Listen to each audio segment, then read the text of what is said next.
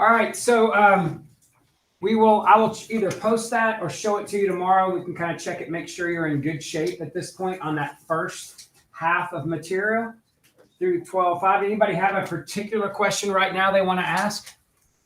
Yeah, on the number 12 on the back. Can you? I don't have it off the top of my head. Can you tell me? It was cosine of theta times cotangent of theta, and then sine secant and cosecant all of theta. Hold on one second. Come on. Yeah.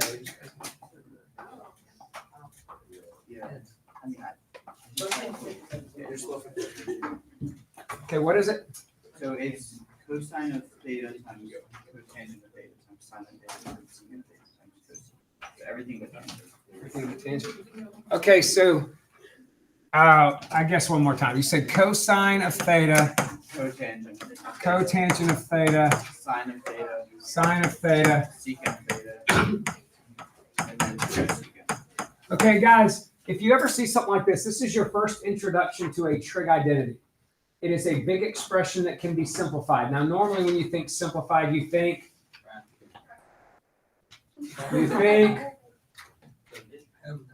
PEMDAS. Way to come play. You think PEMDAS. And in a way, you're kind of thinking that, but you're trying to get this as simple as possible. So you pull out the trig identities you have and maybe rewrite some of the trig functions as different identities to help PEMDAS occur. And if you did that, you can see that cotangent is cosine over sine. And you also, which cancels that out. Secant is 1 over cosine, which cancels that out. And cosecant, is 1 over sine. Now, some of those things were kind of unnecessary, but a lot of stuff canceled now, and there's other ways to do it, and you're left with this. And what is a cosine over a sine? It's a cotangent. So another way you could have done it, so you ended up with cotangent here. Another way is just don't get rid of that, and then this cosine cancels, that sine cancels, and then all you had left was this. But either way, all of that equals this. And one of the strategies we do for simplifying trig identities, one of them is if you're ever really confused and not sure what happens, to just change everything to sines and cosines, because every trig function can be written as sines and cosines, right? Secants are just reciprocals, cosecants are reciprocals, and cotangents and tangents are quotients of sine and cosine.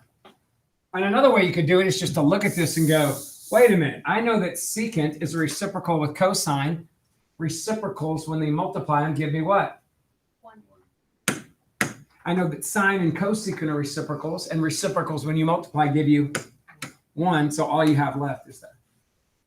Anybody else particular question you have on these? Yep. Number 11. I don't have it for me. Just tell me what it is.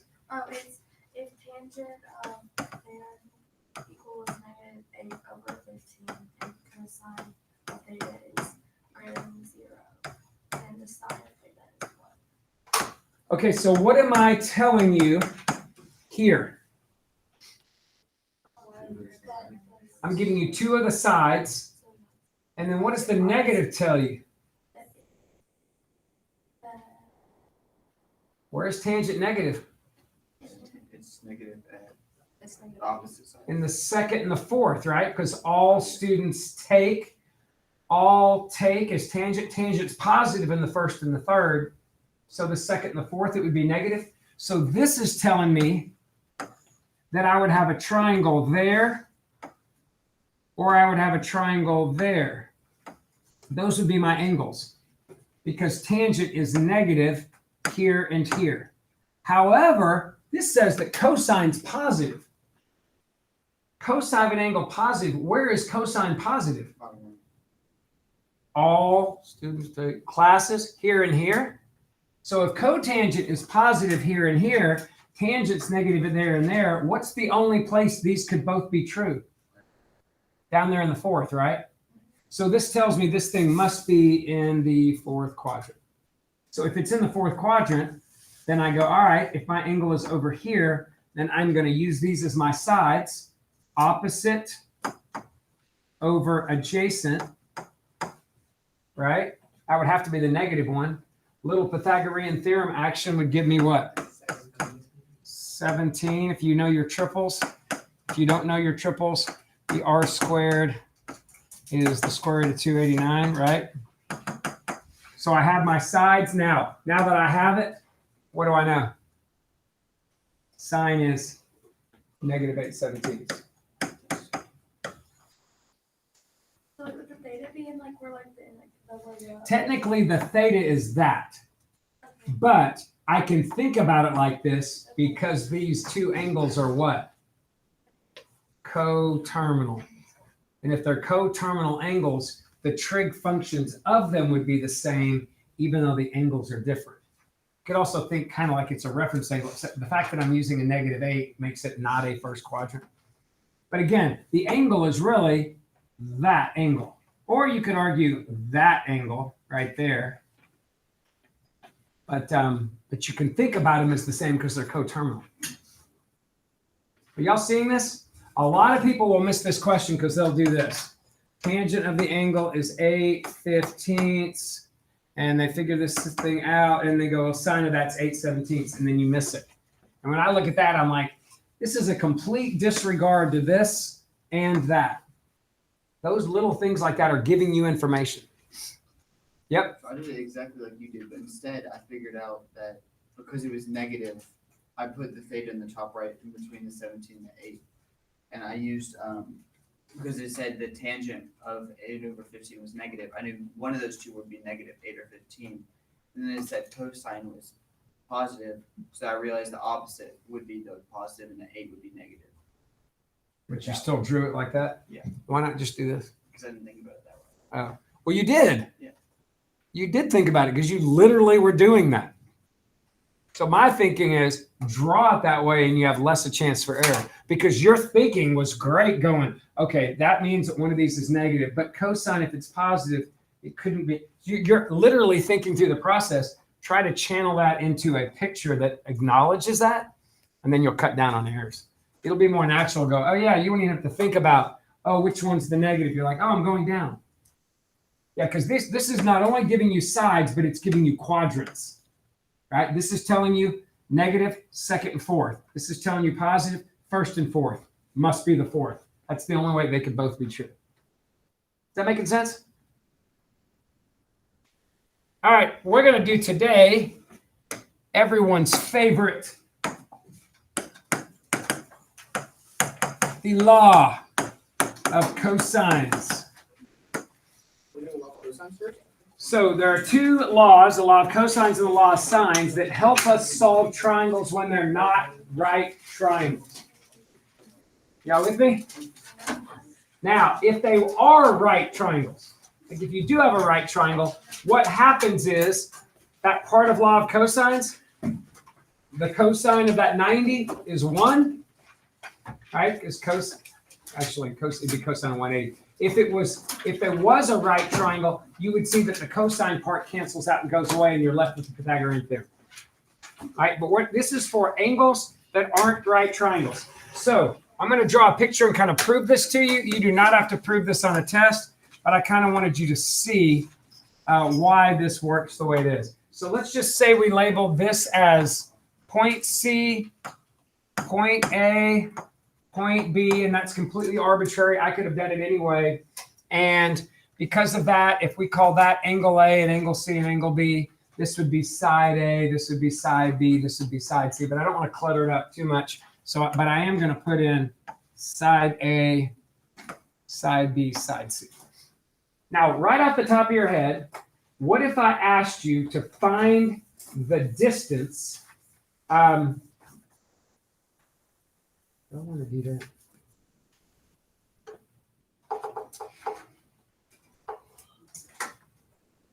I think I do. Okay, before I do that, let's do this. What if I wanted to find the distance between A and B? I would need point A and I would need point B. Can anybody tell me point B?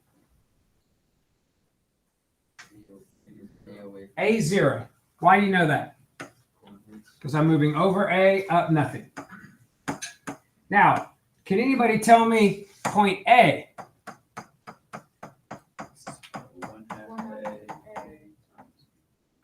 Is it a half? Maybe, but maybe not. It would have to be isosceles to be. How about this? If I'm going to call that height, or we'll call it y, since I'm moving up y, and we're going to call this x. If I know angle C right here, and I know B, A, B, and C, okay? So if I know this value right here and this angle right here, could I find that y or that x?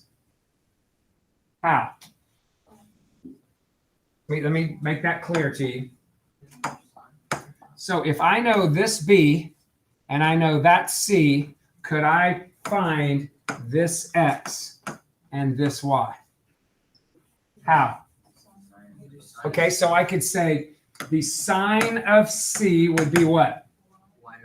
Y over B. And then my y value would just be B sine C, right?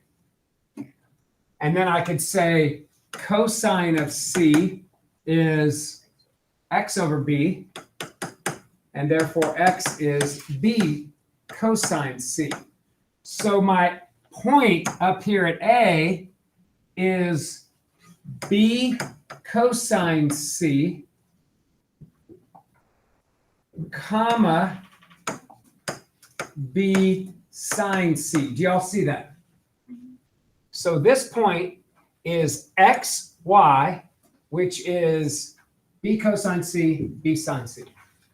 Now that I know this point here, and I know A0 is this point here, could I find the distance between them, which is point C?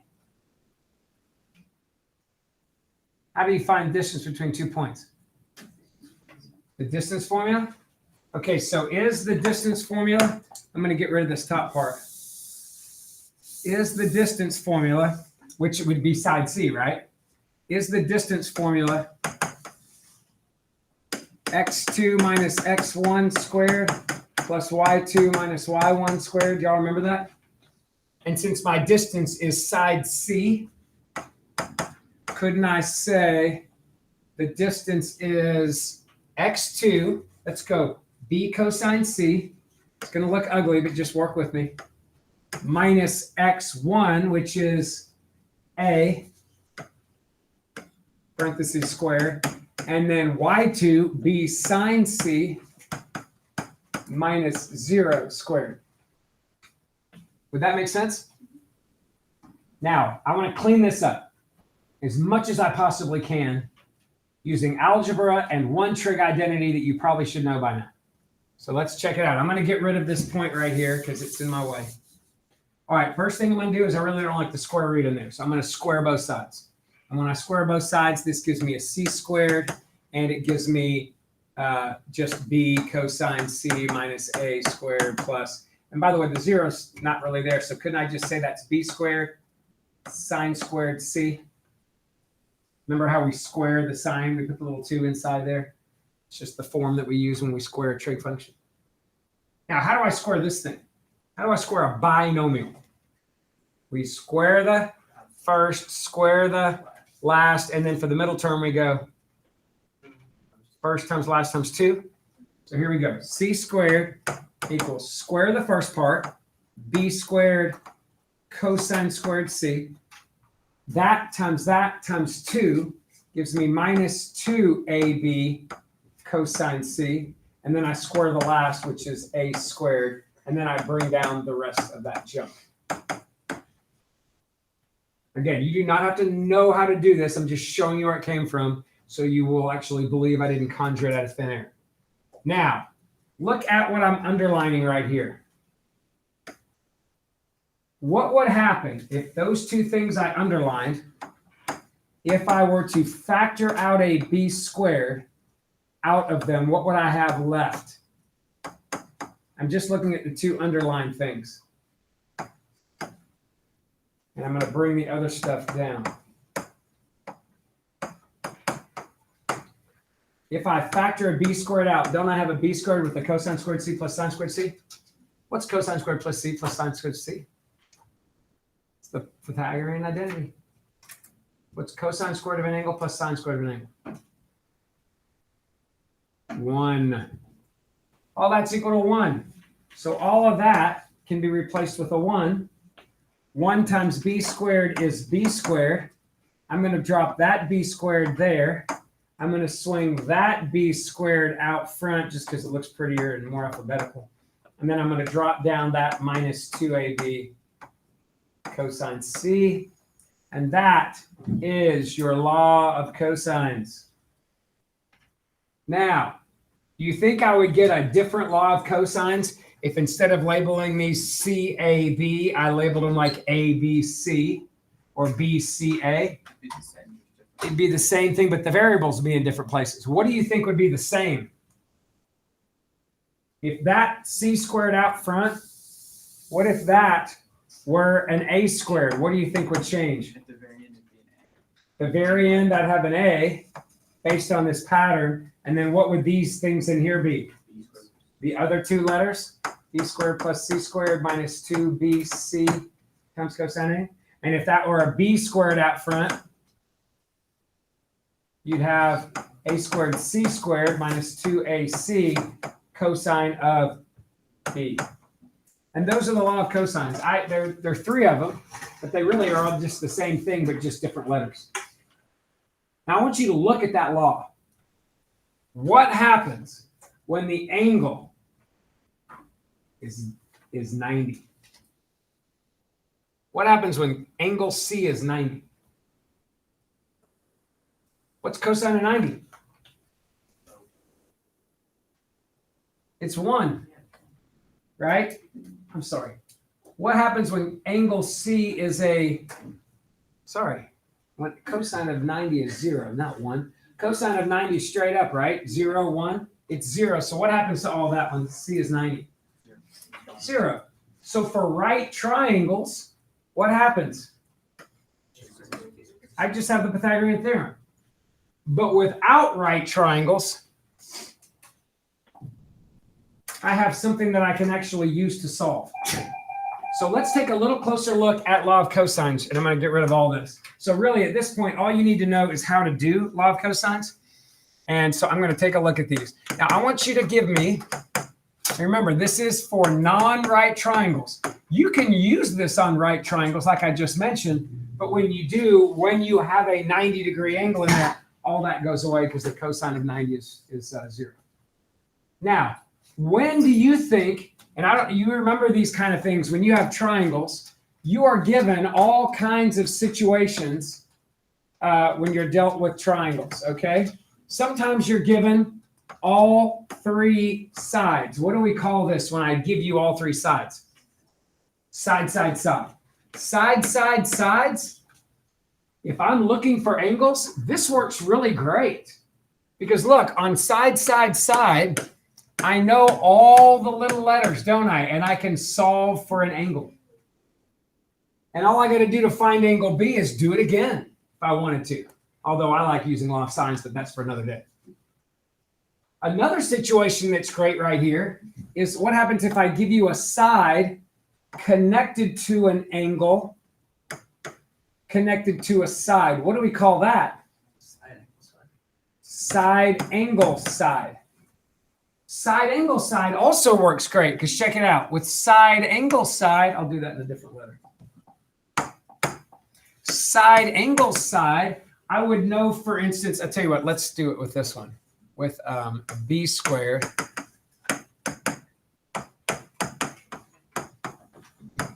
Look, side angle side, it's telling me I know angle B, I know side A and side C. I have every variable on one side of the equation, right?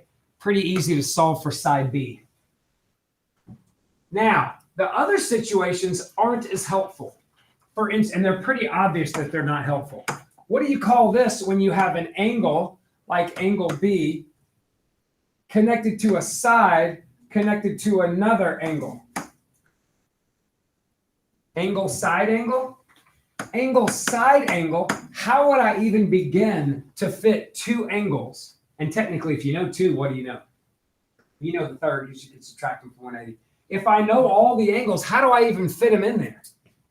I could only put one of the angles in there, and one side, I'd still be missing two variables. So I am not going to use this with the law of cosines. Again, I would go to law of sines with that, but that's for another day. And then what if you know an angle, like say I know angle B and C and side B. What do we call that if I have two sides in an angle? Keep it clean. Side angle, right? We'll have no angle sides in here. Okay? But side angle, you'll find can be a really big pain in the side angle because it is what we call the ambiguous case. We'll talk about that on Wednesday. And the ambiguous case, I have a way of making that simple for you.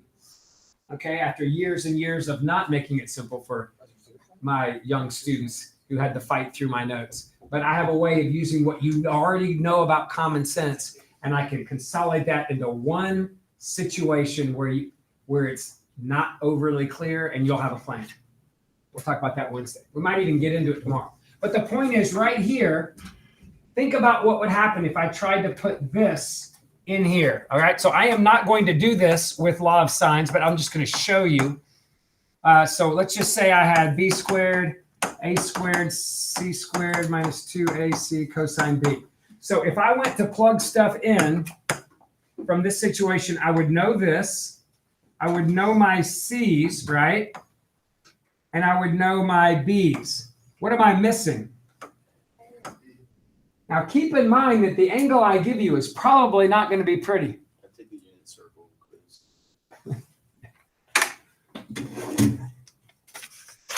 Jumping right here in the middle, are you? So right here, guys, the reason why I don't want to do this is think about what you'd have to do what to solve an equation like this with an a squared and an a. You either have to factor it or use the quadratic formula. Do you really think you want to factor it if my angle's 27, let's just say, and you have to find the cosine of 27, which is not pretty. It's an ugly decimal. And then you have this decimal, which that means it's not going to factor. And if I had to do the quadratic formula, then I'm having to take that ugly decimal and insert it into the quadratic formula. You really just don't want any part of that. So I am never going to use law of cosines on a side angle situation. I'm not. Law of sines is so much better.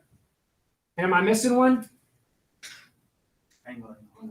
An angle, we simply can't solve no matter what, right? Because an angle, I have no basis of how big or small it is, and there are an infinite number of similar triangles in that regard. So if I ever did have angle, we can't solve those anyway. So the only time I'm going to use situations where I'm given information on a law of cosines are these two.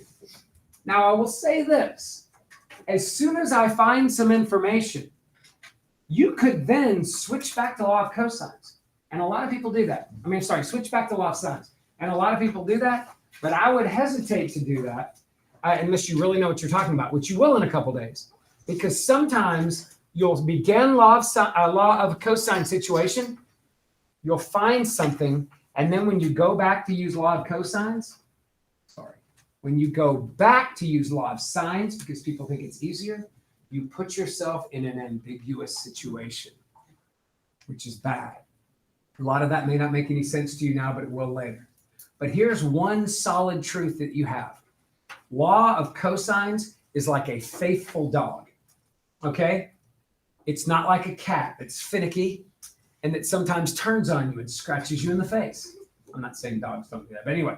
A dog, more loyal, maybe a little bit more stupid at times, but very loyal. If you can start with law of cosines, you can finish solving with law of cosines. You can stick all the way through. Do I know? But I know how to avoid the ambiguous case. I know how to avoid trouble. You will too soon. But know this. If you were starting given this or this, you will always be able to use law of cosines to find everything. And it will never lie to you. The law of sines will lie to you. It will sometimes, you'll type in your calculator and you'll go, there's my answer. Nope.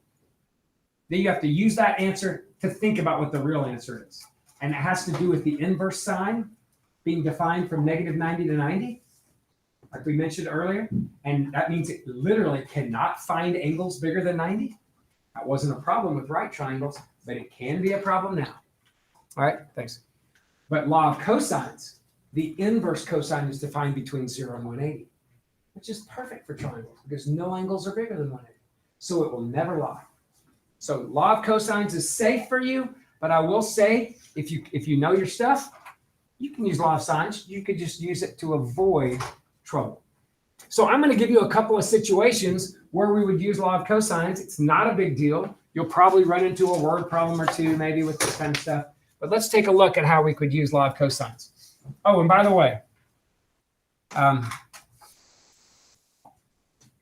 want you to look at these two situations right here. What do these two have in common? True. What else do they have in common? Just look at the letters. A and C. They all have All three letters are represented, aren't they? You either have three, and listen, that can occur other ways. Like it could occur like this. I could say angle A is 10, angle B is 40, and side C is 12. But I can't shove that into the law of cosines, can I? There's not room for two angles, right? It could also show up as, angle A, angle B, and angle C, but that can't even be solved, right?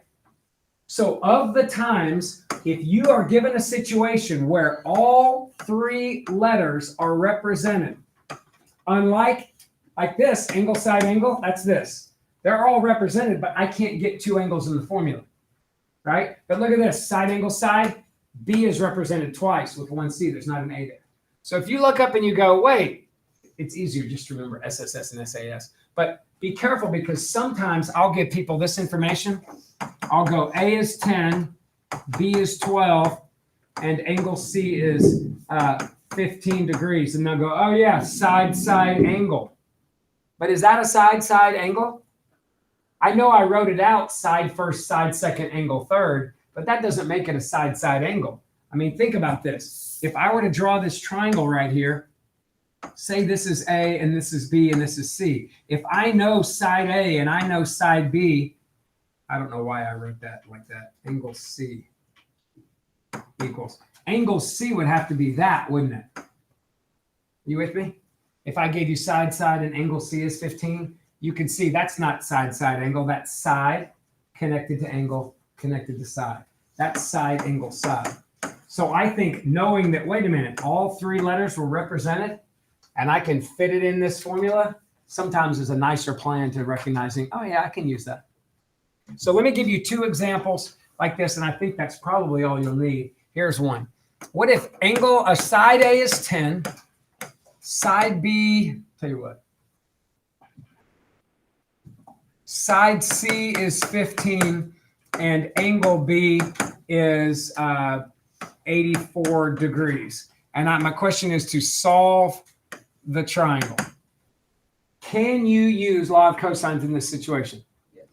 Two sides and an angle, all sides are represented. That would be a side, angle, side situation. So absolutely. So here we go. For me to do that, I'm going to go, which law of cosines formula should you use? If I'm given angle B, the B squared one. So I'm going to go B squared equals A squared plus C squared minus 2AC cosine B. Don't forget that 2. I see people forget the 2 a lot of times. So I do not know B, so I'm going to leave it in there. I do know A, so that's 10 squared. I do know C, that's 15 squared. I repeat the A and the C again, and I multiply it by a cosine of 84.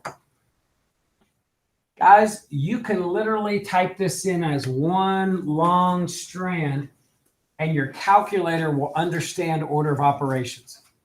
So I'm going to type that in. And here, and then I'll square root it when I'm done. So I'm going to go 10. I'm not going to go, oh, that's 100 and that's 225, and that's 300. I don't need to do that. My calculator is going to do it for me. I got to use my calculator anyway for cosine of 84. So in one long strand,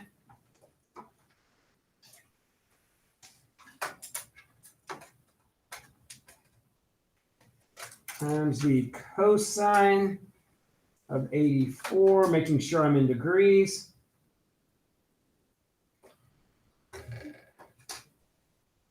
No, definitely not. No, because remember it's b squared. Oh, yeah.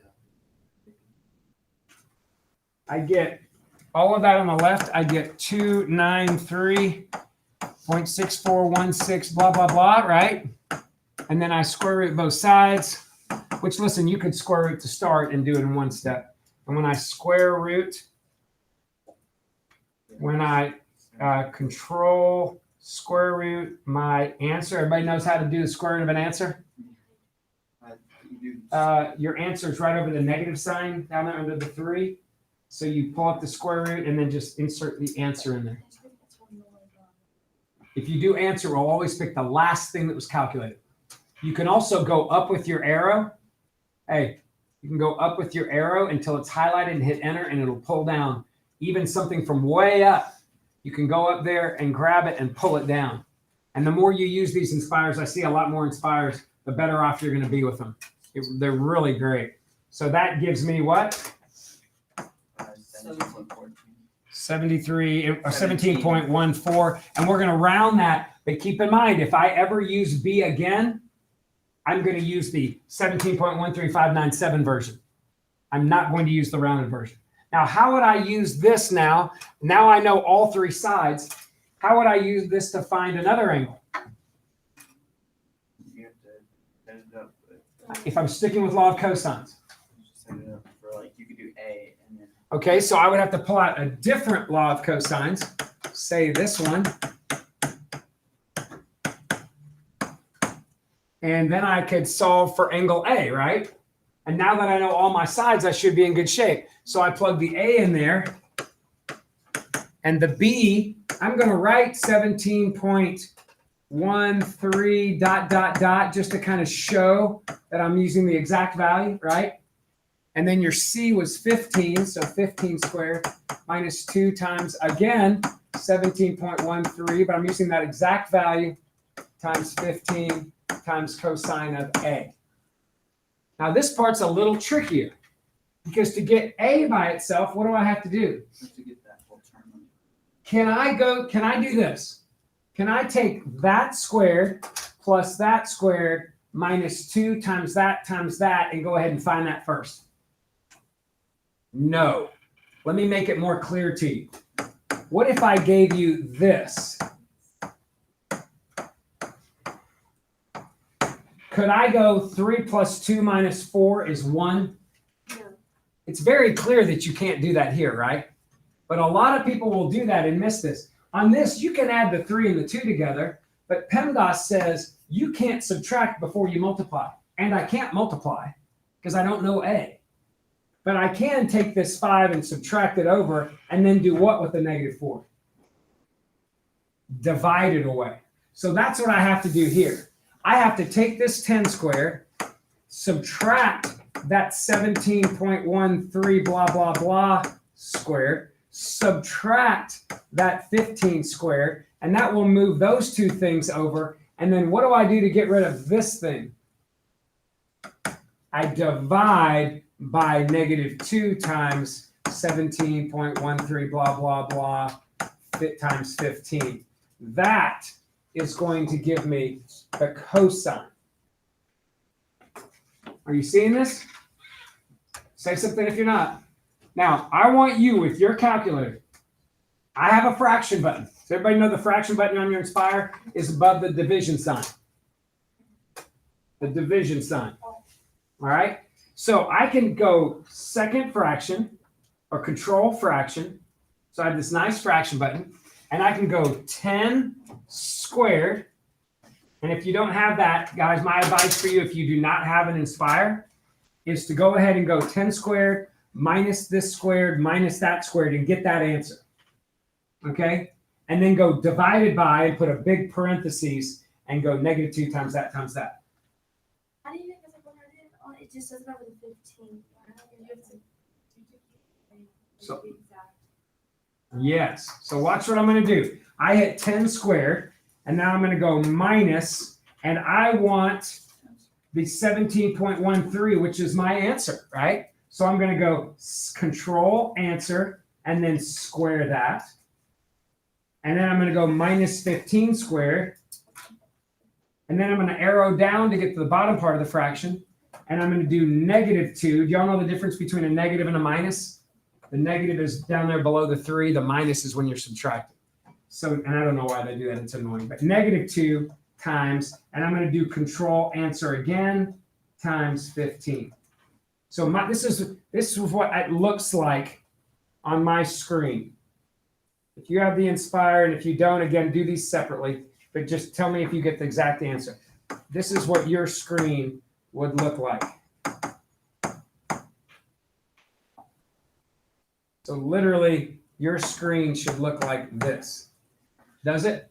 And when you hit enter, it should spit out 0.81435 equals cosine A. And then how do you think you solve? You're going to inverse cosine both sides. Oh, Hello. Who's on our way? Back or front? Okay, thanks. Like this? Yes. I'm having some random struggles with this. Like, so I'm putting it in how you do it, but then at first it was just like doing it over the 15, but now I don't know. Okay, that ants 15. It thinks it is a. The 20 to put 4 in the Oh, space. no, doesn't matter. Look, right here, just put times. So This is just so bad. oh, now it's going to say that's your answer. I'm gonna go home. Okay, so now. But you can make it by your own. Okay, so right here, just remember to put a times in there. Aren't they only like You'll be $1 when I originally did This this? is like 150. Yeah, that's not bad. There we go. Remember, you can go to. I don't know what you originally did. And it was like blah, blah, blah. I mean, it's something that's gonna last you, but like the I got it. It was going on. Oh wait, I'm in the wrong zone. Sit down, just did the entire thing. That's you gotta read.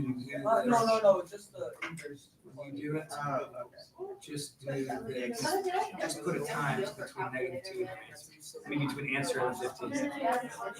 Oh, and I You're just. so right. I forgot to bring it. I had my Type it in there, no show. All right, guys, last second right here. So how do I finish off the A? Focus. Okay, now guys, if you remember, I mentioned before, a couple days ago, when you inverse cosine both sides, that cancels and gives you just A. When we did that with inverse sine, the reason why, remember why we always, when we were solving those trig functions, why we always made it positive? So when I inverse cosine, it would give me what? The reference angle. And the reason we did that is because if I don't do that with certain trig functions, it doesn't spit out the reference angle. Sometimes it does, sometimes it doesn't. I wanted consistency. But that was because inverse sine sometimes gave me issues. And it was just safer, and inverse cosine gave me issues. It was safer just to do that, find the reference angle, and go. If this was an inverse sine, it would literally not be able to tell me any angle bigger than 90. But inverse cosine is defined between 0 and 180 degrees. And that's always fine with triangles. I don't have triangles bigger than that, right? So you will see if I do inverse cosine now of my answer, inverse cosine of the answer, I get 35.48. And then now that I have 35.48 degrees, the only thing left to solve is angle B, angle C. How can I find angle C now that I have all three sides and two of the angles? 180 minus 35.48 and 80. Subtract those two from 180. So the last one would be 180 minus that answer that I just got, minus the 84. So my last one, angle C, is 60.52. And that gives me C, A, and B, and you already had the first three pieces of information. Did you figure out what you... It would do this. That's why.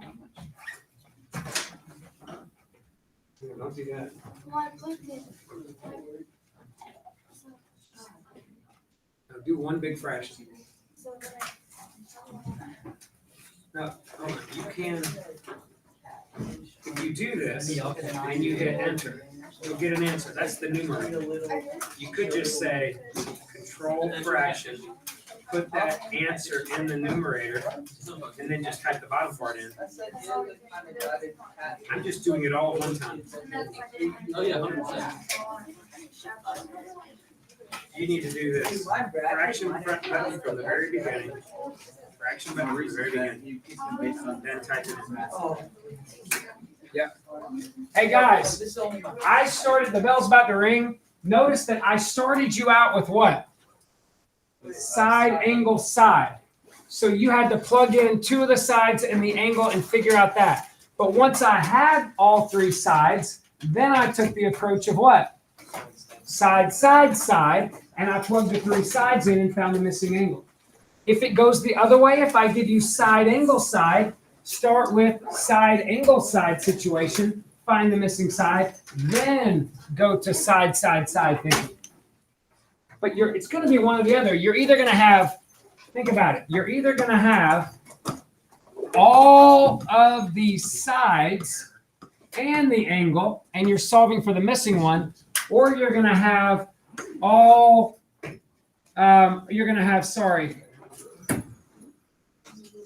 hold on. You're either going to have two of the sides and an angle and solve for the missing side, or you're going to have all of the sides and be solving for the missing angle. But those are the only two situations you'll run into with law of cosines. If you find yourself running into a different situation, then you've probably plugged the side-side angle in here, and that's not good for you. It's going to be very tedious, and the problem is, sometimes the problem is it gives you two answers because you're going to have to use quadratic formula, and one of them doesn't work. How are you going to know which one? And there's just no need to do that unless there are going to be two answers. And if you're like, how do I get two answers if you give me two sides and an angle? That's what we'll start talking about maybe at the end of tomorrow, but definitely on Wednesday. So your law of cosines tonight, if you happen to remember law of sines, I'm not saying it's a bad idea to go use it. But again, if you don't remember did Helmers teach you this last year? Yes. If you don't remember everything he told you about the ambiguous case, it could get you into trouble. Y'all have a good one. Remember to get that quiz up.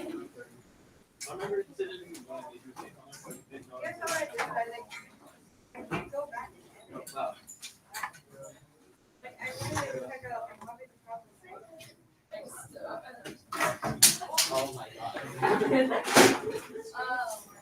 Is it me? Unless it's up to the. I don't drop But it. you had a letter, you wanted to have letter grade. I just stood up. I